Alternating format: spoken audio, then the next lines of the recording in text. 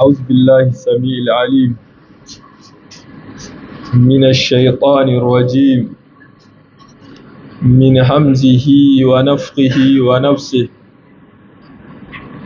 بسم الله الرحمن الرحيم.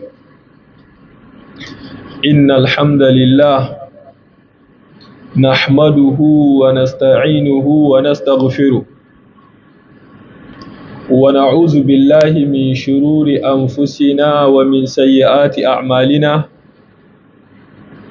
من يهد الله فلا مضل له ومن يضلل فلا هادي له، وأشهد أن لا إله إلا الله وحده لا شريك له،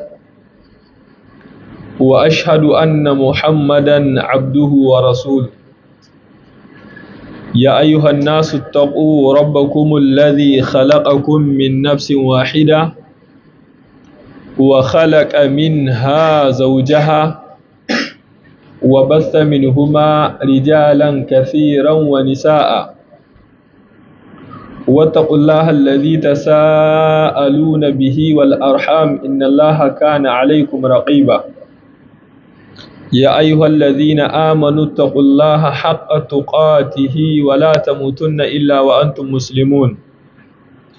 يا أيها الذين آمنوا اتقوا الله وقولوا قولا سديدا يصلح لكم أعمالكم ويغفر لكم ذنوبكم، ومن يطع الله ورسوله فقد فاز فوزا عظيما. أما بعد،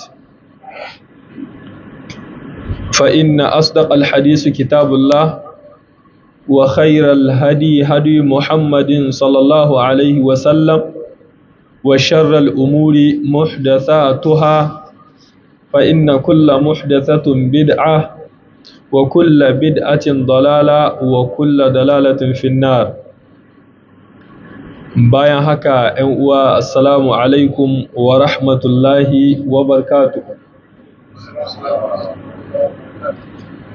Muna masu farawa da jaddada godiya ga Allah subhanahu wa ta'ala, wanda cikin rahamar shi da tausayin shi ya nuna mana wannan lokaci mai tara albarka, wanda insha Allah ta'ala ya yi daidai da biyar ko? Muna biyar ga watan Rajab, hijira annabi Muhammad sallallahu alaihi wa alihi wa sallam daga Makka zuwa Madina shekara 1447, wanda insha Allah ta'ala ya yi daidai da 25 ga watan 12 miladiya shekara 2025 in ya inganta. Kenan ya yi daidai da 25 December 2025. Kai tsaye ana sauraron mu daga wannan masallaci na Cité Tawaye, a inda muke karatu cikin littafi mai suna Al-Aqidatul Atfal fi Tauhidul Muta'al, wanda taken karatun namu shine Tauhidi addinin annabawa. Ina roƙo Allah subhanahu wa ta'ala da ya ba mu ikon karanta daidai da kuma fassara daidai da kuma aiki da daidai. Ina roƙo Allah subhanahu wa ta'ala da ya azurta mu da cikakken ikhlasi. Allah ya ba mu ikon yi don shi, sannan ya datar da mu da dukkan abin da yake so kuma ya yarda da shi. Ina roƙo Allah subhanahu wa ta'ala da ya sa wannan karatuttukan baki ɗaya su zama na hujja ne gare mu ba kuma hujja a kanmu ba.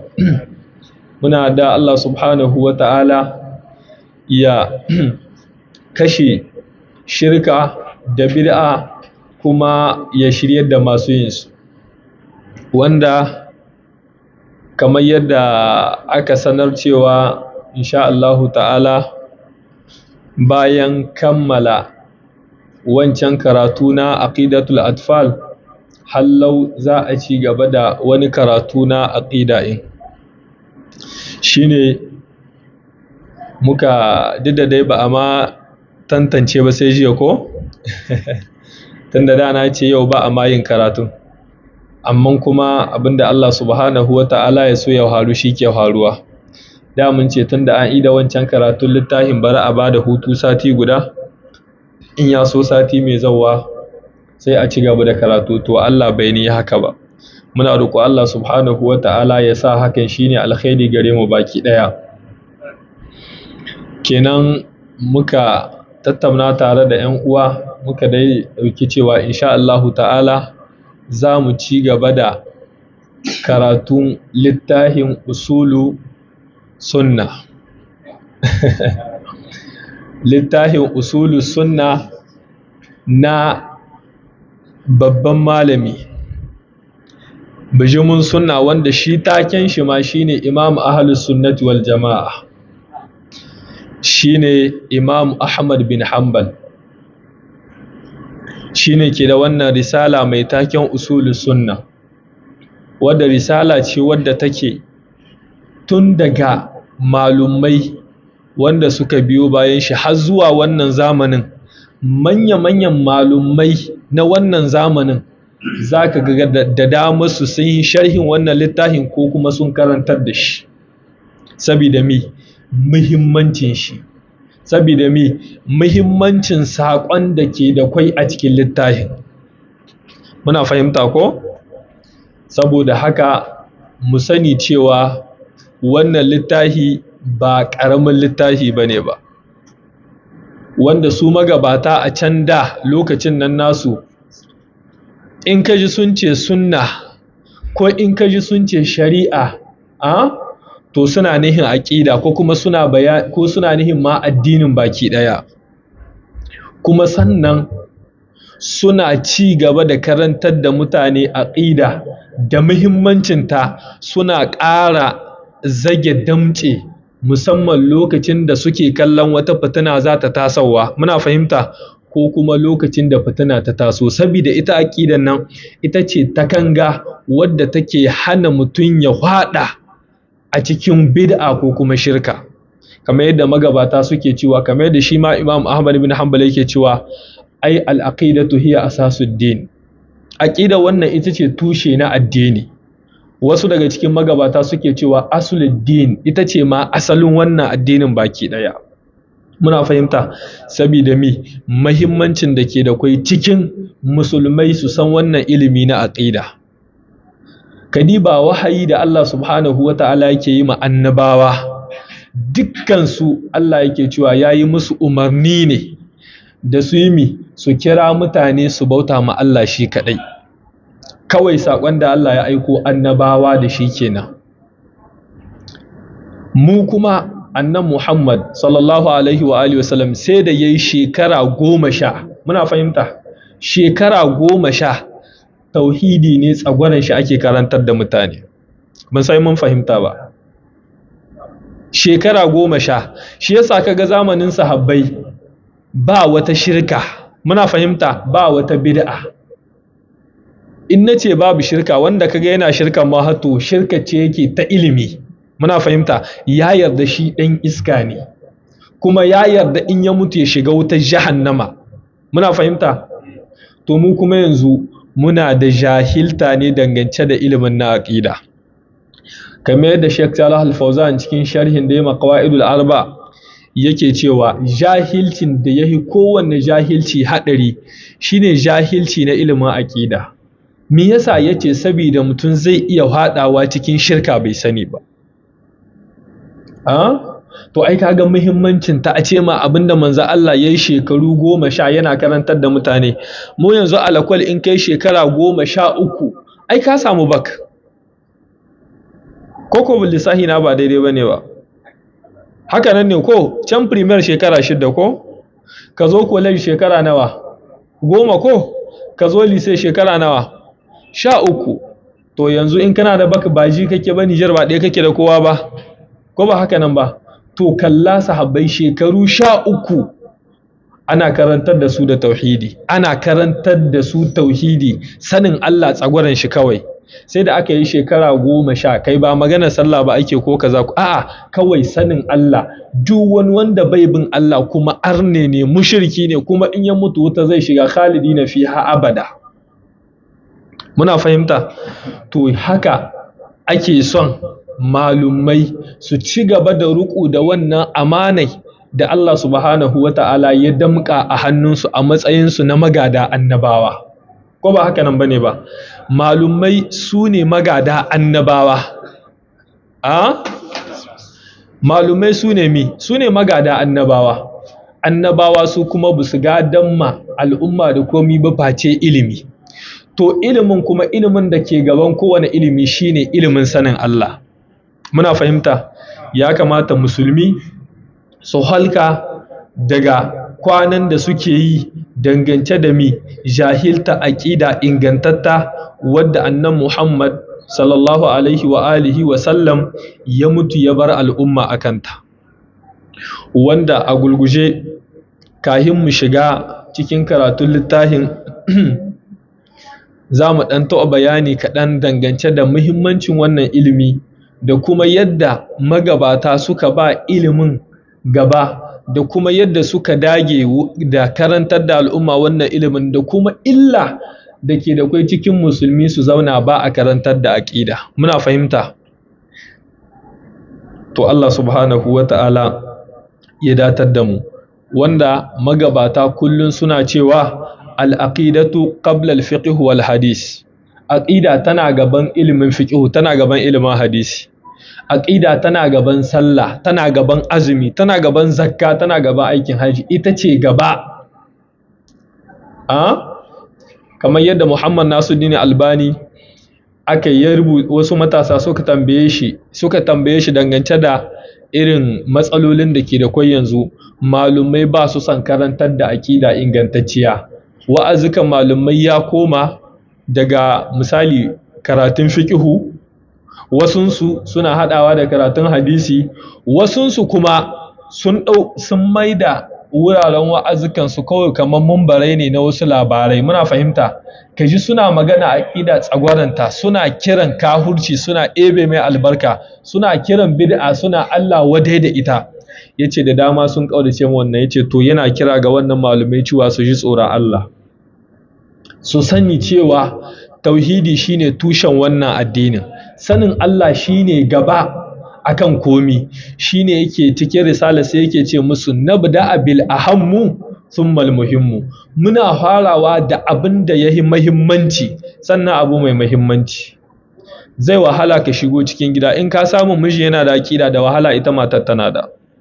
Dan wata in ka tambaye ta aqida sai ta ce wata sabuwar maka ce aka kawo daga kasashen Larabawa, ko ba haka nan bane ba? Ai mutane ba su ma san aqida ba da dama. Shi yasa ko kaga muna ta rayuwa buguzum, rayuwar mu babu tsari, babu kan gado, ba mu san ina muka hito ba, ba mu san ina za mu ba. Duk mun bi duniya ta sihirce mu da sihirinta. Allah subhanahu wa ta'ala ya tsare mu. Magabata sun dage suna karantar da wannan aqida. In ka ɗauko littattafan baya, rubuce-rubuce da aka fara yi baya, su ne an mai da hankali kan kai wannan aqida da tauhidi. Can baya yanzu misali ga wani littafi wanda duk da yau ba mu samun dama mu yi bayani, yana daga cikin littattafai magabata na harko, kitabu shari'a na Imam al-Ajuri. Kawai aqida ake karantar da kai tsagwaranta. Sharh sunna na Imam Barbahari. Daga kaji suna maganar shari'a ko sunna ko kaza, kawai suna nihin ma aqida. Ko kaji sun ce addini, kawai su abin da suke nihi wannan aqida, saboda sun san aqida ita ce ke darma da komi. Imam Shafi'i yake cewa in ka ingantar da aqida ka to ibada ka ta gyaru. Ba ku gane ba? Yanzu mai layu ga kugu in yayi nafila raka'a 1000 ya matsayinta, ta ma yi ne balle ta lalace. Koko ai ba ta yi ba kawai. Ba adari ne, wanda a gyara mai Hausa shi. In ka ɗauko misali Sahih Bukhari ko babi na harko a cikin Bukhari ko menene? Kitab Badul Wahyi ko? To kan menene yake magana? Kitab Badul Wahyi kan me yake magana? Kan aqida, tauhidi ne kawai yake karantar da kai. a yi raga-raga da shirka. Allah subhanahu wa ta'ala ya tsare mu da shirka da bid'a, saboda in tun harkon littafi an buɗe ma da aƙida, to ana ma takan gane daga shirka da kuma bid'a. Muna fahimta ko? Sannan ita muhimmancin da ke da kwai cikin karatun aƙida da karantar da shi shine yana muku takanga, yana yi muku kariya ga dukkan wani hayaniya da ka sani na shirke-shirke ko na tsahe-tsahe. Muna fahimta, ko kuma wasu bid'o'i. In dai ana karantar da mutane tauhidi, yanzu misali Rabbul Gulam wannan da ake bada labari ko mai zuwa ya koyo tsahi, kaga ai tauhidi ya samu, ko ba haka nan ba? Wannan tauhidin da ya samu, ta dalilin tauhidin da ya rike da aka karantar da shi, sai da ya amfani da shi ya isan ma da mutane sako cewa ba abin bautawa da gaskiya sai Allah. Wanda an yi kokari a kashe shi ko ya yarda ya bada rayuwar shi, amma al'umma su gane tauhidi. Sarkin yayi ta kokarin kashe shi, dan in aka halba ba a samu, sai ce ka hutar da kanka, in dai kana son ka same ni, ka ce mi da sunan ubangijin wannan yaron. Ko da yace zai halba kibiya da sunan ubangijin yaron, kawai sai kibiya ta same shi, yaron sai ya faɗi ya mutu. Sai mutane suka fara amanna bi rabbil gulam, sun yi imani da ubangijin wancan yaron. To tunda sun ga shi sarkin duk matsawan da ke gare shi sun kasa kashe mai wannan yaron, sai da aka ce da sunan ubangijin wannan yaron. Musayan kun fahimta ba? To zaka ga cire wancan zamanin ka shigo wannan zamanin namu, ka shigo shugaban da ya kawo mana da addini, kana ga wasiyar farko da yake ma Abdullahi bin Abbas yaro karami, me yake ce mishi? Ihfazallah yahfazak, ko ka kiyaye Allah sai Allah ya kiyaye ka. Har ya ci gaba da cewa ka sani wa alam annal ummata law ijtama'ata ala an yanfa'uka bi shay'in. Kadiba da kyau fa. Harko aka ce ya kiyaye Allah, shine kai ya kuskura ya hada Allah da wani, kai ya kuskura ya nemi taimakon wani ko agajin wani banda Allah, kai ya kuskura yayi bauta da sunan wani wanda ba Allah ba. Ƙarshe bayan an gama ga mai waye Allah, sai ake ɗarme zuciyar shi. To ka sani wa duk mutanen duniya in sun taru su ce sai sun amfanar da kai, manzo Allah ya ce wallahi ba su isa su amfanar da kai da komi ba, sai dama abinda Allah ya riga ya rubuta shi gare ka. In dukkan mutanen duniya sun taru sun ce sai sun ga bayanka, manzo Allah ya ce ka sani wa ba su isa ba. Ba abinda zai samun ka sai abinda Allah ya rubuta zai same ka. Yace ka kwantar da hankalinka, rufi'atul aqlam, magana sabon rubutu an gama, takardun sun bushe, duk abinda kaga ya same ka to Allah ya kaddara ne, ba wani bane ba. Muna fahimta? To yanzu Abdullah bin Abbas ya bar annabi, ya bar duniya, ma Abdullah bin Abbas bai balaga ba. To tun yana yaro karami ne aka koya mai wannan. Ba sai muna fahimta ba. Mu yanzu yaran mu yaro yana rarrahe zaka ga an kamo ta kargame miyar laya an sa mai, ko ba haka nan ba? An rataya mai babban laya, yana rarrahe laya tana linjaye shi ba dan kokowa ba. Koko kaga yara ƙanana da layu ga ƙawa, to ina maganar yaran nan su tashi da tauhidi. Kuma wannan ke nuna ashe kun ga uwayenmu da kakanninmu, ko mu ce malaman da suka taso can baya, ya nuna sun yi sakaci da wannan ilimin, ko ba haka nan bane? Haka dan Fodiyo yace ilimin nan na aqida, ilimin nan na tauhidi, yace shine ke bada kariya dangance da bid'a. In dai za a karantar da mutane shi, to bid'a za ta mutu, za a yi jana'izar ta yi zamana babu ita. Muna fahimta? Kun ga yadda yanzu ake kallon bid'a ta yi yawa, aqidu sun yawa, a zo a ci gaba da karantar da mutane aqida, ku sha mamaki. Yo ai da annabi ya tardo mutane, ya tardo su ne suna bautar gumaka, ko ba haka nan bane ba? Amma da aka yi shekaru 10 ana karantar da tauhidi, al'umma ba ta sauya ba? Allah bai kawo nasara ba? Duk wannan rudin da ka gani ana yi da hayaniya duk an kauce ne. A zamana a zo a karantar da mutane, a sa musu Allah kaɗai garansu. Ku sha mamaki, mu yanzu muna kallon samun mu ne ke tahiyar da rayuwarmu, muna kallon wayan mu ne ke tahiyar da rayuwarmu, ko ba haka nan bane ba? Shi yasa kaga musulmi duk sun shiga cikin tsoro, kowa kallon da yake yanzu daga ya rasa kaza to ya za yayi bai tunanin can da bai da kazan Allah ya bashi ko ba haka nan bane wallahi ka sa ma kanka wannan rayuwar komi zaka iya rasa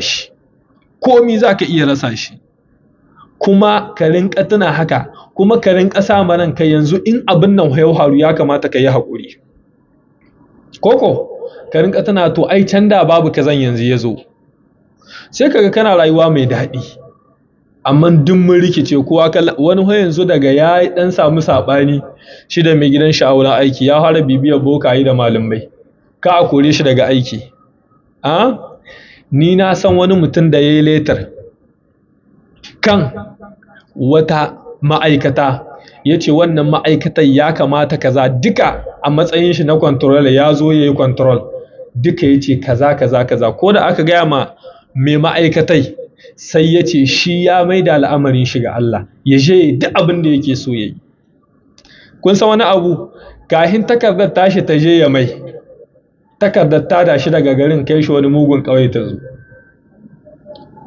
to ba Allah aka gaya ma ba ai hasbunallahu wa ni'mal wakil ko ba haka nan bane ba Abdullah bin Abbas yace annabi Ibrahim ya ce hasbunallahu wa ni'mal wakil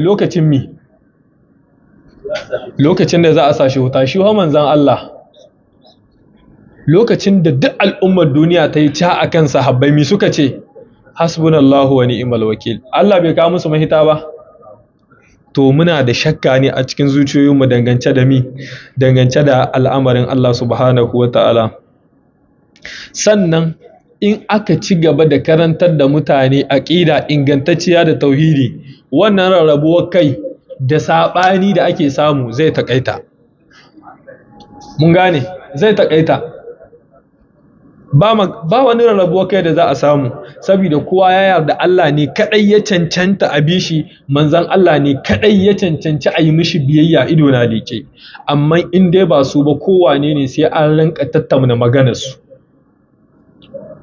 muna fahimta ko kowane ne kuma su da kansu magabatan haka suka ce shi yasa Imam al-Barbahari mai sharhu sunna sai yake cewa ai ilm rahimakallah ya kai dan uwa ka sani Allah yi maka rahama annad din abinda ake ce ma addini huwa ma jaa bihi nabi sallallahu alaihi wasallam shine kadai abinda manzo Allah ya zo da shi duk abinda manzo Allah bai zo da shi ba addini bane ba ladan karatun mu na wancan satin muka ce addu'a nan da ake bayan sallama ba addini bace ba kuma wanda yayi wahalar banza ce yi ku sani ba dai ladan ya yarda ko bai yarda ba yanzu kun yarda ko akwai shakka duk wanda ke shakka cewa wai addu'a ta bayan sallah istighfari 11 hailala 11 kaza wallahi duk wanda ke shakka cewa to ko tayi ko bata yi ba munafiki ne ladan ba wanda ke bane ki yawa me yasa saboda manzo Allah bai karantar da ita ba wai kai kuma kana cewa to mi ko ita ma akwai sabani ne sai mu ji da manzo Allah da wa aka yi sabanin ga wanda manzo Allah ya karantar da ita wani ya ci shinkafa kawai ya jiyo rinka ba ku order koko shi ma manzo Allah ne kenan ko shi yasa kuka ga yanzu daga an sallame sallar daga wani ya juyo ya fara sai kaga duk mutane sun wace sun bar shi to suna kai duniya ta ci gaba yanzu kana nan shekaran jiya ne ina tunanin shekaran jiya ne na'am jiya ne ba ma shekaran jiya ba na tsaya na yi sallah a wani masallaci da sallah azhar na tsaya wajen to da aka idan da sallah sai limami ya ce ayi wa annabi salati na'am sai ga ya tashi zai ne sai limami ya ce kai dole ana ce annabi salati ba ka kunya annabi wannan banzan dariya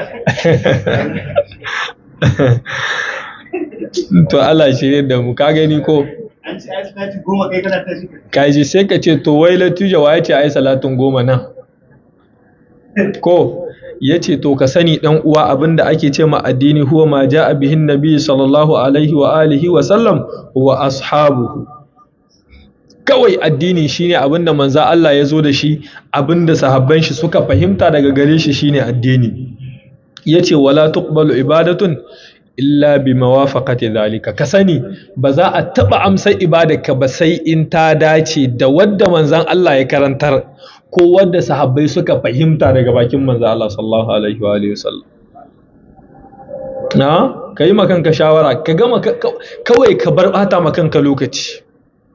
Wallahi ba wahalar da ta kai a cikin manzo Allah bai karantar da abba ka ba kanka wahala sai ka yi. Nami? Koko? Nan mutunan da na taɓa baku labari ko? Da matar shi ta aihu, ya aje ko sisan mil ko nawa, ya ce za a haraka. Ba sai suka samu saɓani ba, kasan tsakanin mata da miji. Ko da suka samu saɓani, sai ya ce to amma hwasa bikin duka sunna za a yi. Kaji wai munafiki, sunna za a yi. Can baka san da sunnan ba. Ya ce shi zanen sunan ma na masallaci za a yi. Ka san mutane sun yi dibin zanen suna masallaci sunna ne. Da zanen suna masallaci da ai haƙon da ma ku yi wajen da ku yi masallacin. Kun dauki bid'a daga waje kun kai ba wani zanen suna da ake a musulunci. Ku bar bata ma mutane lokaci. Na'am. Saura aiki. Daga mataka ta sai a ce a ba yaro, abinda ake yi aka gada uwaye da kakanni, ka sha a ce yanzu dai wanga dan harko ne ka bari a yi, na bin sai ka kai masallaci. Yanzu da ta aihu ya ce shi duka wannan abin bayi, wai yanzu shi ne ya zo yake cewa wai ashe sunan na akwai daɗi, kaka ga kuɗi na cikin aljihu. To wallahi haka sunna take, sauƙi gare ta. Bid'a ce ke da wahala. Allah ya tsare mu da bid'a. Kenan uwa duk abinda manzo Allah bai karantar da shi ba, muna fahimta, duk abinda sahabbai ba su fahimta ba daga bakin manzo Allah to ba addini bane ba. Duk wanda ya sa ka kai to ka san wannan ibada shine ho kake ma ba Allah ba. Muna fahimta, manzo Allah tsaye yake tsayin daka. Sahabi bara annabi yake karantar da shi addu'a bacci ko yace ka ce amantu billah, ka ce na yi imani da Allah ko, sai yace ka ce wa bi nabiyyika allazi arsalta, sai yace wa bi rasulika, annabi ce ba haka na karantar da kai ba haka addu'a take ba, wa bi rasulika ba wa bi nabiyyika ba wa bi rasulika ba. To kallo sahabi ne manzo Allah ya ma wannan gyaran. Mu yanzu sai kaga alaran mu cikakke, alaran mu barake ba wani sai ya yi da karatu sai ce sadaqallahu alazim, kowa ya sa shi. To ai da man sadaqallahu alazim ne, ko ba haka nan bane ba. Duk washe gantaka ce ba wani abu ne ba. To an ce malam ka fara na bari. A ci gaba da karatu. Imamu Malik rahmatullahi alaihi yake cewa la yuslihu akhir hadhihi al-umma. Al'umma ku sani ƙarshen wannan al'umma ba zai taɓa gyaruwa ba za a taɓa samun solution ba. Ina za mu samun solution? Imam Ahmad bin Hanbal sai ya ce, Imam Malik sai yake cewa inda solution take sai ce illa bima salah bihi awwalaha, sai abin da ya gyara harkon wannan al'umma shine zai gyara ƙarshe. Menene? A karantar da mutane ingantaccen tauhidi, a karantar da mutane ingantacciyar aqida, su fahimci Allah kadai ya cancanci bauta, su fahimci Allah kadai ya cancanci a ji tsoron shi, su fahimci Allah kadai ke azurtawa, Allah kadai ke talautawa, Allah kadai ke sawa kuka, Allah kadai ke sawa dariya, Allah kadai ke kashewa, Allah kadai ke rayawa, bayan shi ba wani da ya isa kowane ne. In kuma akwai wanda ya isa sai ya zo ya kashe mu, ko ba haka nan bane ba?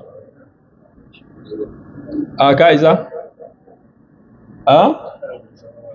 To ka san wai wani shehu ne da ya ci shinkawa ya ƙoshi, wai muridin shi aka amsa. Ai na san kun sha jin wa'azin. Wai muridin shi ha, wai yanzu sai yake ce mala'ika mutum wai ya mai dora.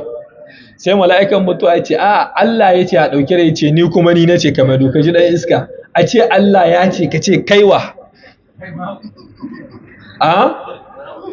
Kaiwa. Sai ce Allah ya aiko shi, ce ni na ce ka mai, ai almajiri na ne, ina da haƙƙi a kan shi. Ka shi wata magana ha, wai yana da haƙƙi a kan shi. Ƙarshe wai shehun nan sai ya kama kokowa shi da mala'ikan mutuwa, sai ya amshe ma mala'ikan mutuwa ya saka inda yake sa ran,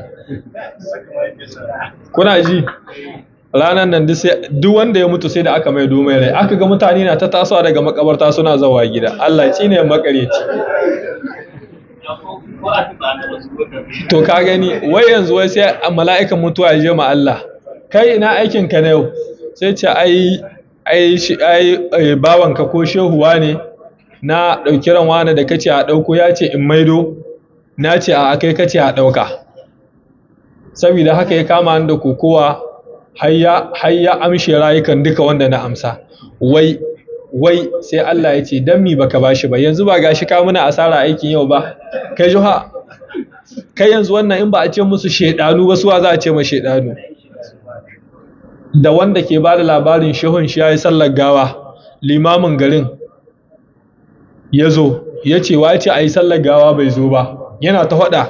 Shehu ya ce wai saboda mun yi sallar gawa ne kake kai tashi, an hasa mutuwai, shi kenan mutum ya tashi. Amma shehu yanzu ya mutu.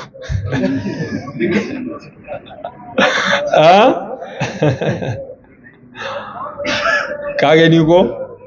Ni ina kallon anya 'yan film ba wurin sufayen gaba suke karanto na action inda suke shirya na ƙarya ku. To Allah shirye da mu. Sheikhul Islam Ibn Taymiyyah rahmatullahi alaihi yake cewa afdalul ulum wa ashrafiha, cikin ilimin da yake kowanne ilimi, ta icidiyan ku saurara, ilimin da yake kowanne ilimi ba bakde ba sai ba a ba e ba z ba, ba agro ba medicine ba ar ba gz, duka ba su bane ba. Ilimin da yake kowanne ilimi wane ne? Sai ce huwa ilm billahi wa asma'ihi wa sifatihi wa af'alihi. In dai baka da wannan ilimin wallahi ko kai kowa diplom, kai ne jakki. Muna fahimta, jakkin da yake kowa zama jakki a cikin jakkuna. In ana neman jahilai, in ka je kai kaɗai ka wakilci da al'ummar duniya. Doktor ka gane? Yawwa. Ilimin da yake kowane ilimi shine ilimin sanin Allah. Ilimin sanin sunayen Allah da siffofin shi da ayyukan da Allah ne kadai ke yi, ba wanda ya isa yi. Wallahi duk ilimin ka in baka da wannan ilimin banza ne gare ka, ilimin batattu ne, wanda wannan ilimin da shi za a makwala a kai ka wutar jahannama. Allah subhanahu wata'ala ya tsare mu. ‘Yan uwa mu sani wannan aqida ita ce tushen komi. Maganganun na magabata suna da yawa kwarai dangance da muhimmanci da kuma amfanin da a karantar da al'umma aqida, wanda ina ji muhimmanci nawa? Muhimmanci 33. To watakila za mu saurarawa saboda ina da babban bako Malam Alaramma Ali da ya kawo muna ziyara daga garin Yamai, wanda kusan in kun ga karatutukan da muka yi Niyame na ƙarshe-ƙarshen nan duk tare muke da shi. Shi ne ta jawo baƙaƙen nan, shi da yake kasar riba biyu yake ci, shi in ya ga dama sai ya Alaramma, kuma in ya ga dama sai ya wa'azi. Na wani ya ce daga ya ganka ya ce kai Alaramma ne, in ka ce a sai ya ce kyale ka aka yi. Ce ya ce to shi baban shi ya kai shi, ce bai son ganin shi in bai hada ce alƙur'ani ba. Ya ce da aka ɗarme shi ba a sunce shi ba sai da ya hada ce alƙur'ani. Shi yasa daga ya ganka ya ce kai Alaramma ne, in ka ce a sai ya ce kyale ka aka yi. Da ka ji ɗarmu kai ma da ka hardace, ko ba haka nan ba ne? Mutane duk sun lalace, ba su son karatun alƙur'ani.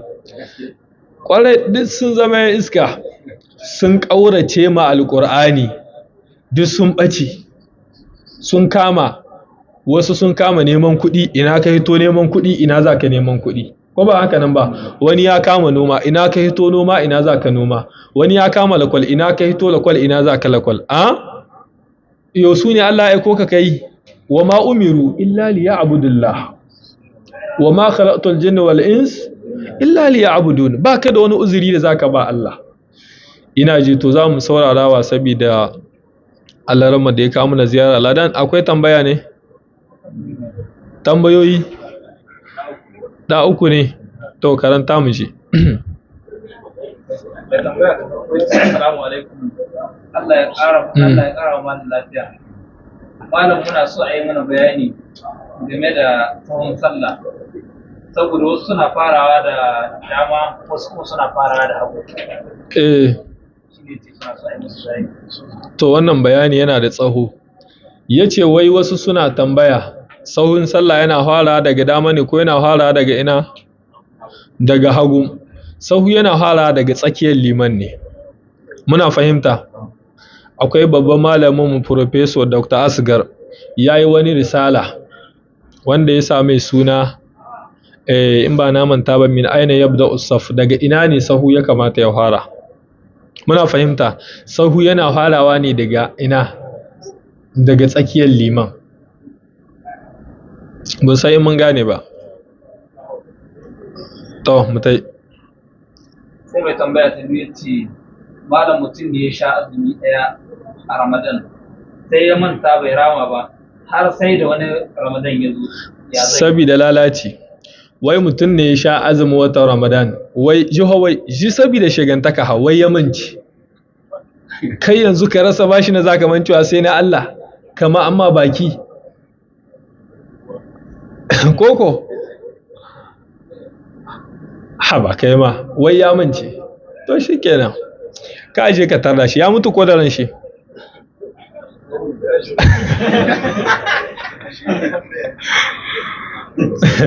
Sai ya yi ƙoƙarin ramawa, sai ya haɗa da istighfari, Allah ya yi mishi. Na'am.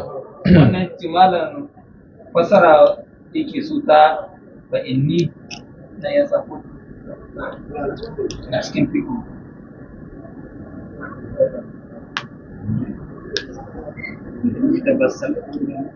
Da faransa ne lokacin da shi Yo mine ne?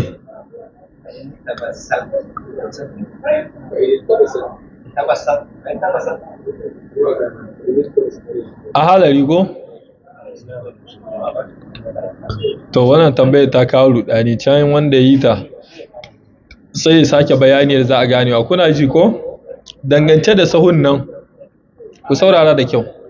Dangance da sahu, kamar yadda na ce sahu yana fara a tsakiyar liman, ku gane. Yanzu misali, in ka zo za ka sallata da liman, in shi kaɗai ne, za ku tsayawa a ina ne? Za ka tsaya ina ne? A dama. To yanzu in kuka zama na ku biyu ha, sai ku ja bayan shi. Kun gane? In kuka za bayan shi, dama za ku yi ko hagun? Tsakiya. Daga tsakiya sai ku cike dama. Shi ne abin da ya sa nake ce muku sahu daga tsakiya yake farawa. To sannan in sahun harko ne ya cika, sahu na biyu, nan ne malumai suke ta tattauna, to daga ina ne? Daga dama ne koko daga tsakiya ne? An gane aiko? To, ina ji za mu ba akwai tambaya ta ƙarshe ce, saboda da mai rinta gwar an ta ale a kwanar lefuran ko ale ko fresh da ke ne emi. Wai tambaya yake yi, da ka tafi ka koyi karatu alƙur'ani, da ka je ka saurari wa'azi, wanne ya yi? Da ka rinƙa raka abokin kalakwal, muna fahimta, da kai ma a sa kalakwal, wanne ya yi?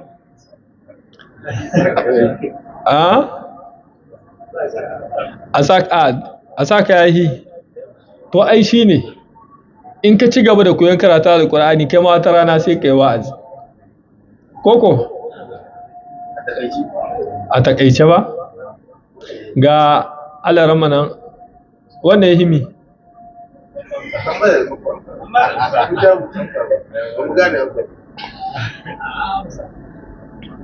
To, ku saurara da kyau. Shi ne ka koyi karatun alƙur'ani yana gaba akan koyon komi.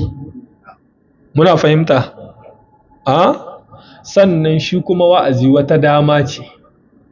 In kana koyon alƙur'ani ma shi kenan kai kullum cikin wa'azi kake. Amma in ka san me ake cewa, in kuma kama ana sheƙa mu jiki shayi ne to.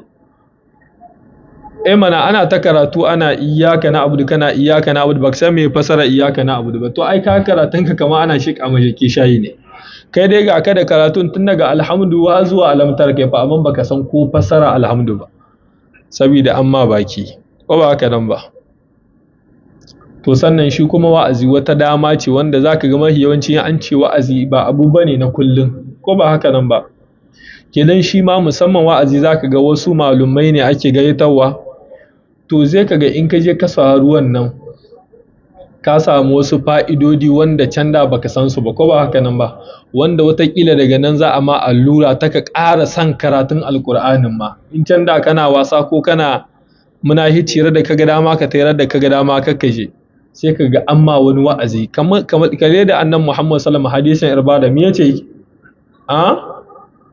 wa anna rasulullah sallallahu alaihi wasallam sai yace mi mau'izatan baliga annabi ya mana wani wa'azi wanda yake mai tada hankali wanda zuciya ta yi taushi idaniya ta zub da hawaye suka ce ka annaha mau'izatun muwadda ya rasulullah kamar dai wa'azin mai ban kwana duk jikin sahabbai yayi sanyi zuciya ta kare idaniya take zub da hawaye to sai wa'azi amma in kana da imanin mu yanzu din sai an gama wani wa'azi ne ce to ko ba haka nan ba kai malam wa'azi yanzu ana kallon wa'azi ya bata lokaci ne kai yanzu wannan koko da ake yi a tele da a ce kai anan ne ake yin ta ganin ka wannan santa baki ɗaya ba gidan gaba ya ɗauki jama'an nan ko ba haka nan ba kai ko wa'azin ƙasa ana tara mutanen da ake tara wurin kokowa amma ku bar mamaki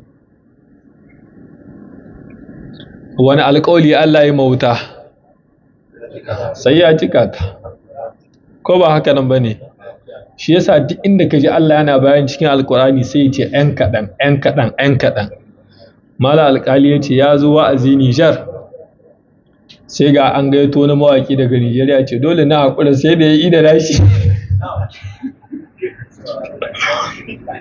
to ai kaga wannan mugun shaida ce ko ba haka nan ba wallahi haka ne yau in an ce wani mawaƙi ya zo ka je ka ga yadda matasa suke dandazo kuma sai an biya kuɗi amma yanzu ga alarama ya zo alarama an san ka zo ma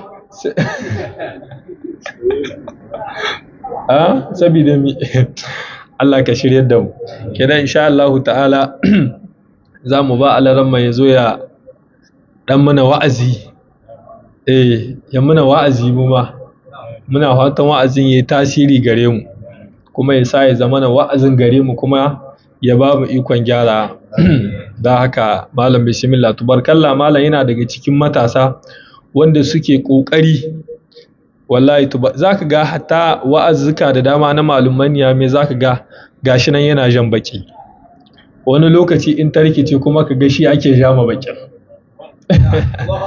kuma gashi dan boko amma ba cikakke ba wanga dan boko ne ma ilimin addini amma ita kuma boko aka yi ta ba ilimin addini me ake zama malam bismillah